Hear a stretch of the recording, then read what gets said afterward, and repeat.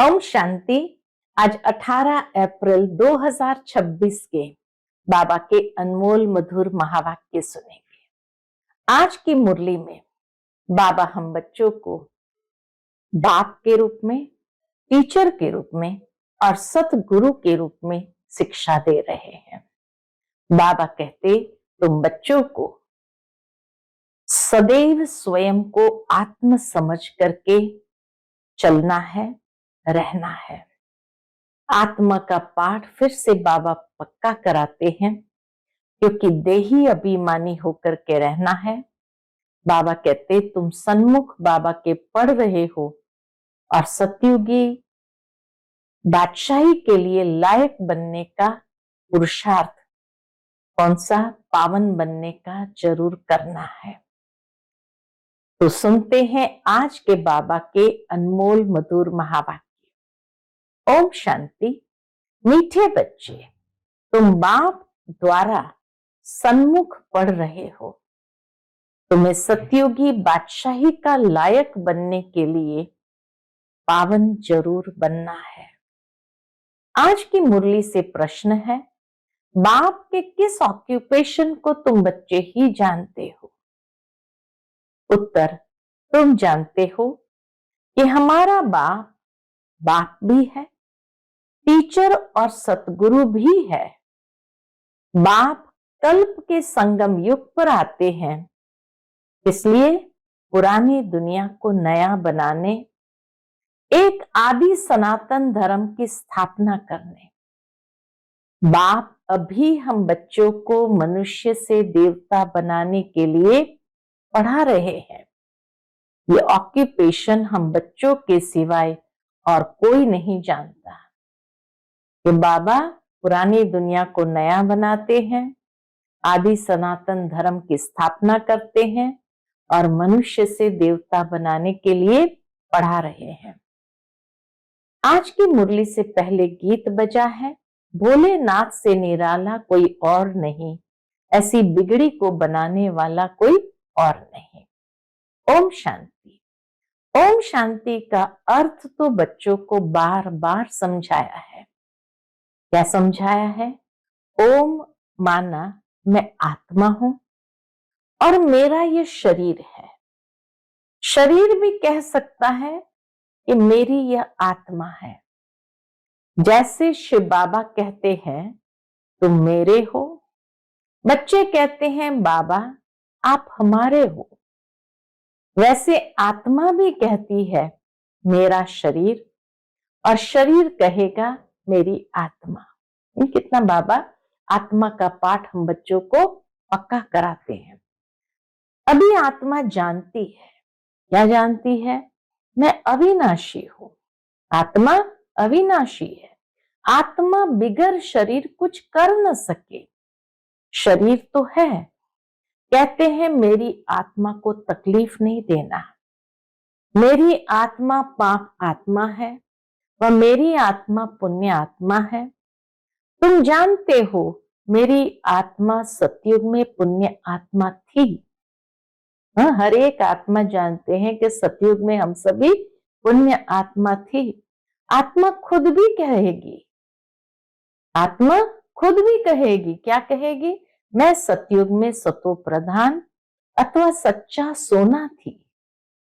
सोना है नहीं, प्रैक्टिकल में कोई आत्मा सोना नहीं बन जाती है। एक मिसाल दिया जाता है, सतो प्रधानता जिसको कहे, तो सतो प्रधानता माना इतनी पवित्र सोने की तरह। हमारी आत्मा पवित्र थी, गोल्डन एजेड थी। अभी तो कहते हैं इम्प्योर हूं। दुनिया वाले ये नहीं जानते हैं। तुमको तो श्रीमत मिलती है, तुम अब जानते हो हमारी आत्मा सतो प्रधान थी, अब तमो प्रधान बनी है। हर एक चीज ऐसी होती है, बाल, युवा, वृद्ध, हर चीज नए से पुरानी जरूर होती है। दुनिया भी पहले गोल्डन एजेड सतो प्रधान थी, फिर तमो प्रधान आयरन एजेड है, तभी दुखी है। सतो प्रधान माना ही सुधरी हुई, तमो प्रधान माना बिगड़ी हुई। गीत में भी कहते हैं ना, ऐसी बिगड़ी को बनाने वाला बाबा। तो गीत में भी कहते हैं बिगड़ी को बनाने वाला, पुरानी दुनिया बिगड़ी हुई है क्योंकि रावण राज्य है और सभी पतित है। सतयुग में सब पावन थे, उनको न्यू वाइसलेस वर्ल्ड कहा जाता है। सतयुग को न्यू वाइसलेस वर्ल्ड कहा जाता है। यह है ओल्ड विशस वर्ल्ड। अब कलयुग आयरन एज है। ये सब बातें कोई स्कूल कॉलेज में नहीं पढ़ाई जाती है, भगवान आकर पढ़ाते हैं और राजयोग सिखाते हैं। गीता में लिखा हुआ है, भगवान वाच श्रीमद् भगवत गीता। श्रीमत माना श्रेष्ठ, श्रीमत माना श्रेष्ठ मत। श्रेष्ठ ते श्रेष्ठ, ऊंच ते ऊंच भगवान है। उनका नाम एक्यूरेट शिव है। शिव बाबा का नाम एक्यूरेट शिव है। रुद्र जयंती व रुद्र रात्रि कभी नहीं सुना होगा। शिव जयंती शिवरात्रि ही सुनते हैं, तो रुद्र जयंती रुद्र रात्रि कभी नहीं सुना होगा। शिवरात्रि कहते हैं। शिव तो निराकार है। अब निराकार की रात्रि व जयंती कैसे मनाई जाए? श्री कृष्ण की जयंती तो ठीक है, फलाने का बच्चा है, उनकी तिथि तारीख दिखाते हैं। श्री कृष्ण फलाने का बच्चा है, फिर कब जन्म लिया उसकी तिथि तारीख दिखाते हैं। शिव के लिए तो कोई जानते ही नहीं कि कब पैदा हुआ, ये तो जानना चाहिए ना। अब तुमको समझ मिली है कि श्री कृष्ण ने सतयुग आदि में कैसे जन्म लिया। तुम कहेंगे उनको तो 5000 वर्ष हुए। वह भी कहते हैं क्राइस्ट से 3000 वर्ष पहले भारत पैराडाइज था। इस्लामियों के आगे चंद्रवंशी, उनके आगे सूर्यवंशी थे। इस्लामियों से आगे चंद्रवंशी थे और चंद्रवंशी के आगे सूर्यवंशी थे। शास्त्रों में सतयुग को लाखों वर्ष दे दिए हैं। गीता है मुख्य। गीता से ही देवी देवता धर्म स्थापन हुआ। परमात्मा कहते यदा यदा ही धर्म से, मैं आता ही हूं अधर्म का नाश और सत धर्म की पुनः स्थापना करने। तो गीता से ही देवी देवता धर्म स्थापन हुआ।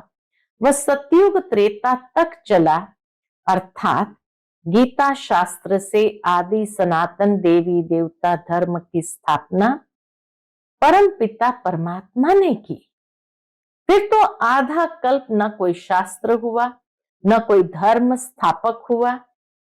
बाप ने आकर ब्राह्मणों को देवता क्षत्रिय बनाया। गोया बाप 3 धर्म स्थापन करते हैं। यह है लीप धर्म। इनकी आयु थोड़ी रहती है, तो सर्व शास्त्रमय शिरोमणि गीता भगवान ने गाई है। सर्व शास्त्रमय शिरोमणि गीता भगवान ने गाई है। बाप पुनर्जन्म में नहीं आते हैं, जन्म है, परंतु बाप कहते मैं गर्भ में नहीं आता हूं, मेरी पालना नहीं होती। सतयुग में भी जो बच्चे होते हैं वह गर्भ महल में रहते हैं। रावण राज्य में गर्भ जेल में आना पड़ता है। पाप जेल में भोगे जाते हैं, गर्भ में अंजाम करते हैं, प्रॉमिस करते हैं, प्रतिज्ञा हम आगे से ऐसे कर्म नहीं करेंगे, लेकिन बाहर निकलते ही वहां की वहां रही, यहाँ की यहाँ। तो पाप जेल में भोगे जाते हैं, इसलिए गर्भ जेल कहा जाता। गर्भ जेल में फिर अंजाम करते हैं, हम पाप नहीं करेंगे, परंतु यह है ही पाप आत्माओं की दुनिया।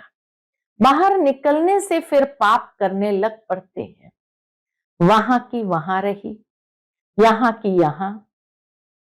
यहां भी बहुत प्रतिज्ञा करते हैं, हम पाप नहीं करेंगे, 1-2 पर काम कटारी नहीं चलाएंगे, क्योंकि ये विकार आदि मध्य अंत दुख देता है। सतयुग में विष है नहीं, तो मनुष्य आदि मध्य अंत 21 जन्म दुख भोगते नहीं, क्योंकि राम राज्य है, उसकी स्थापना अब बाप फिर से कर रहे हैं। संगम पर ही स्थापना होगी ना। जो भी धर्म स्थापन करने आते हैं उनको कोई भी पाप नहीं करना है। जो भी धर्म स्थापन करने आते हैं तो उस जन्म में वो पाप नहीं करते हैं। आधा समय है पुण्य आत्मा, फिर आधा समय बाद पाप आत्मा बनते हैं। तुम सतयुग त्रेता में पुण्य आत्मा रहते हो, फिर द्वापर कलयुग में पाप आत्मा बनते हो। सतो प्रधान आत्मा जब ऊपर से आती है तो वह सजाएं खा नहीं सकती। प्योर होती है तो सजाएं कैसे खा सकती है। क्राइस्ट की आत्मा धर्म स्थापन करने आई, उनको कोई सजा मिल ना सके। कहते क्राइस्ट को क्रॉस पर चढ़ाया, परंतु उनकी आत्मा ने कोई विकर्म आदि किया ही नहीं है। यह जिसके शरीर में प्रवेश करते हैं उनको दुख होता है, वह सहन करते हैं। जैसे इसमें बाबा आते हैं, ब्रह्मा बाबा में शिव बाबा आते हैं। वह तो है ही सतो प्रधान, शिव बाबा है एवर प्योर। कोई भी दुख तकलीफ इनकी आत्मा को होता है। ब्रह्मा बाबा की आत्मा को दुख तकलीफ होता है, शिव बाबा को नहीं होता है। वह तो सदैव सुख शांति में रहते हैं, एवर सतो प्रधान है, परंतु आते तो इस पुराने शरीर में है ना। वैसे क्राइस्ट की आत्मा ने जिसमें प्रवेश किया उस शरीर को दुख हो सकता है। क्राइस्ट की आत्मा दुख नहीं भोग सकती, क्योंकि सतो रजो तमो में आती है। नई नई आत्माएं आते भी तो है ना, उनको पहले जरूर सुख भोगना पड़े, दुख भोग नहीं सकती। लॉ नहीं कहता। इसमें बाबा बैठे हैं, ब्रह्मा बाबा में शिव बाबा बैठे हैं।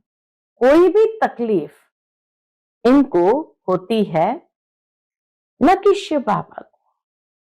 बाबा हमेशा मिसाल देते थे कि जब खांसी आती थी ब्रह्मा बाबा को, तो खांसी भी एक छोटी सी तकलीफ भी होती है, तो ये दादा को होती है, बाबा को नहीं। परंतु यह बातें तुम जानते हो और कोई को पता नहीं है। यह सब राज अभी बाप बैठ समझाते हैं।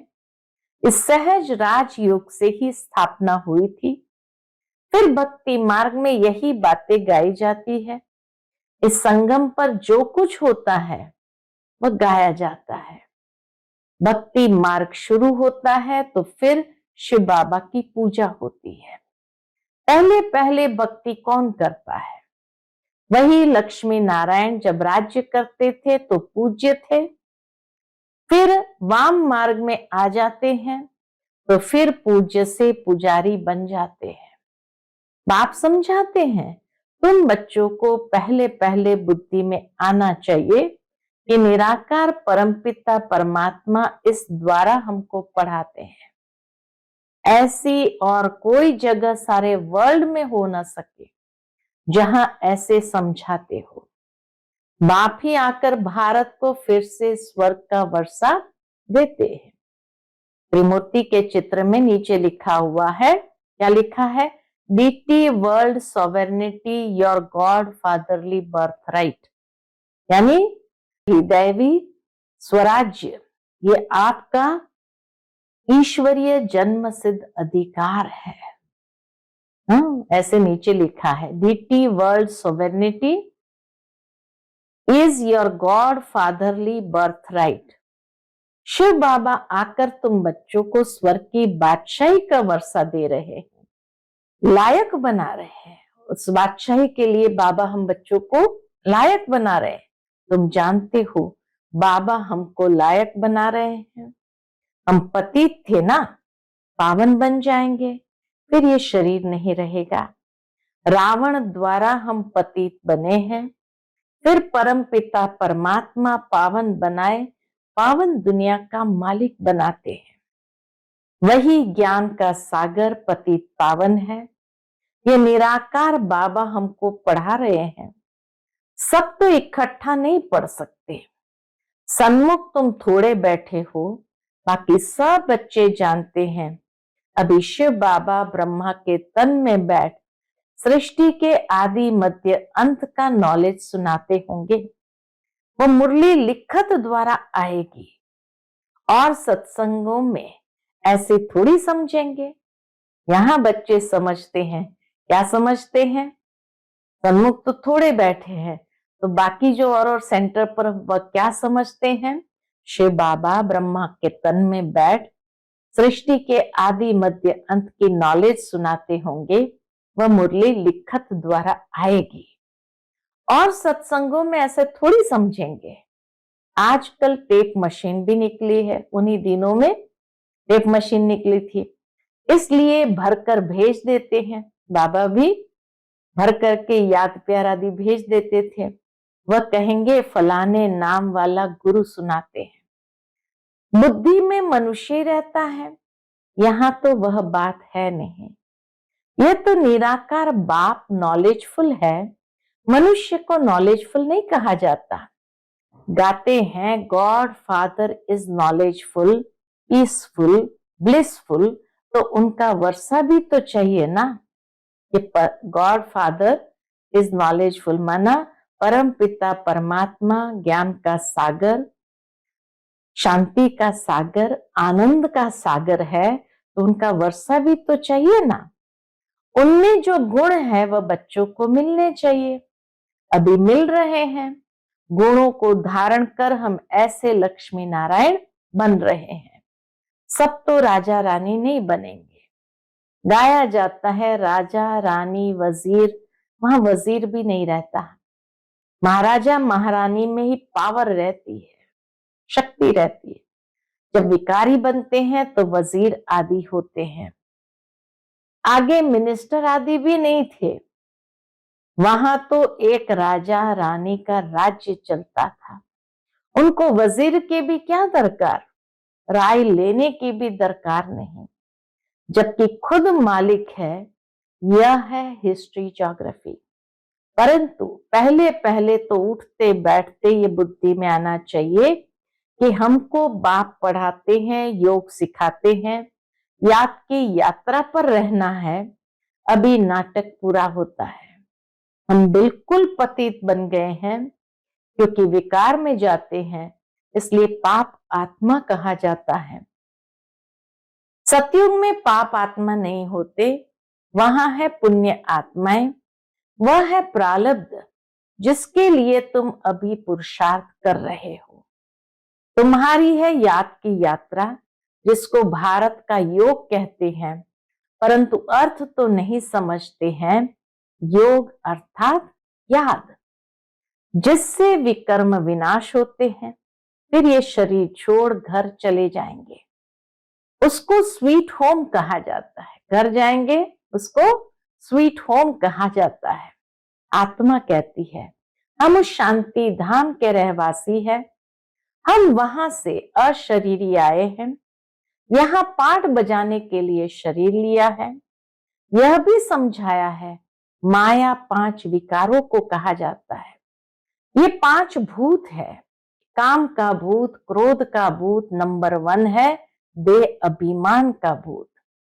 बाप समझाते हैं सतयुग में ये विकार होते नहीं है, उनको निर्विकारी दुनिया कहा जाता है। विकारी दुनिया को निर्विकारी बनाना ये तो बाप का ही काम है। उनको ही सर्वशक्तिमान ज्ञान का सागर पतित पावन कहा जाता है। इस समय सब भ्रष्टाचार से पैदा होते हैं। सतयुग में ही वाइसलेस दुनिया है।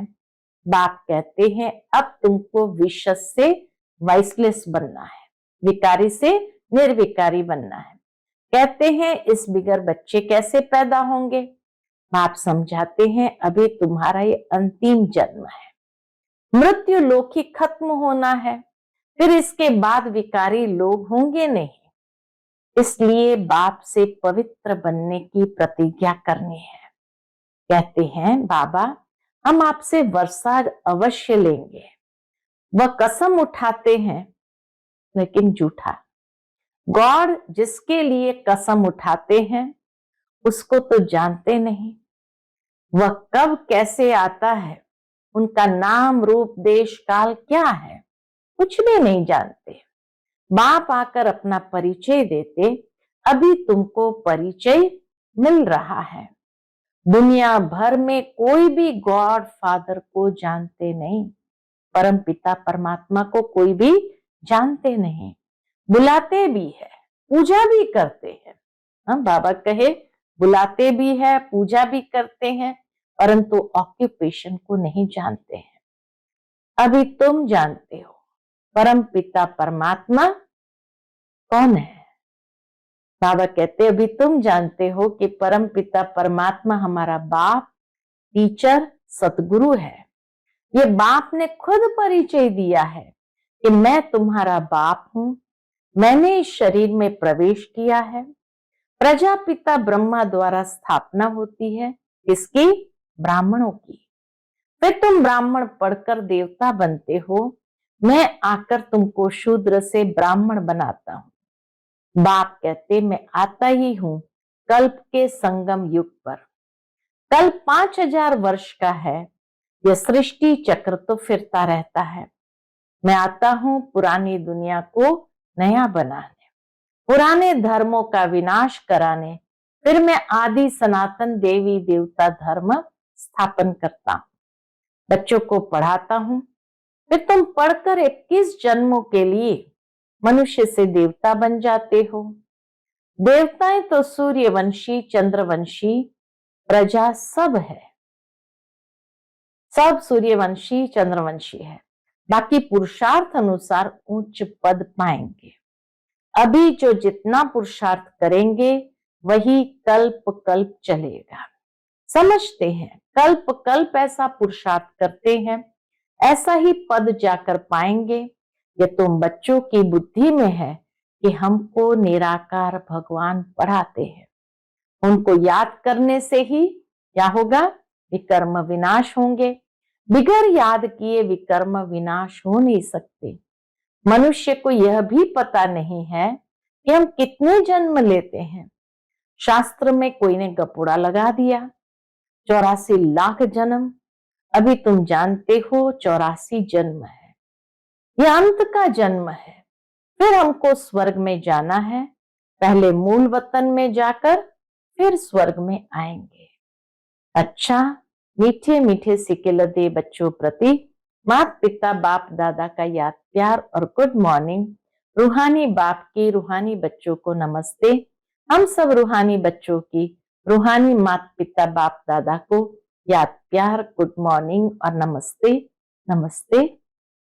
शुक्रिया बाबा, शुक्रिया। आज की मुरली से धारणा के लिए मुख्य सार है। पहली पॉइंट, बाप से जो पवित्र बनने की प्रतिज्ञा की है उस पर पक्का रहना है। काम क्रोध आदि भूतों पर विजय अवश्य प्राप्त करनी है। दूसरी पॉइंट, चलते फिरते हर कार्य करते पढ़ाने वाले बाप को याद करना है।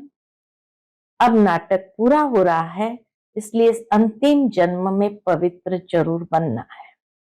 आज का बाप दादा का मधुर वरदान हम बच्चों के प्रति है, सर्व खजानों से भरपूर बन अपने चेहरे द्वारा सेवा करने वाले सच्चे सेवादारी भव।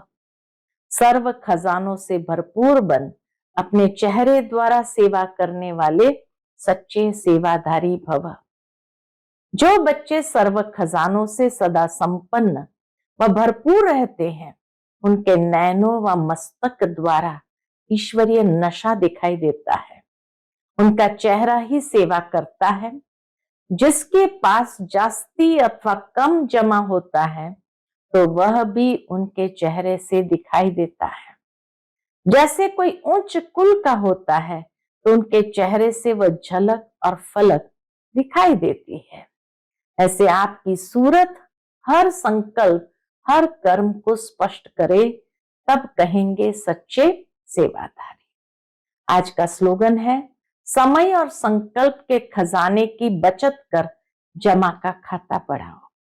समय और संकल्प के खजाने की बचत कर जमा का खाता बढ़ाओ। आज का व्यक्त इशारा है, महान बनने के लिए मधुरता और नम्रता का गुण धारण करो। उसके अंतर्गत बाबा कहते, जब एक दो को मीठा खिलाते हो, उसमें मुख थोड़े समय के लिए मीठा होता है, लेकिन स्वयं ही मीठा बन जाओ। मुख में सदा ही मधुर बोल रहे। जैसे मीठा खाने और खिलाने से खुश होते हो, ऐसे मधुर बोल स्वयं को भी खुश करते, दूसरे को भी खुश कर देते हैं। इससे सदा सर्व का मुख मीठा करते रहो। सदा मीठी दृष्टि, मीठा बोल, मीठे कर्म हो। अच्छा, ओम शांति।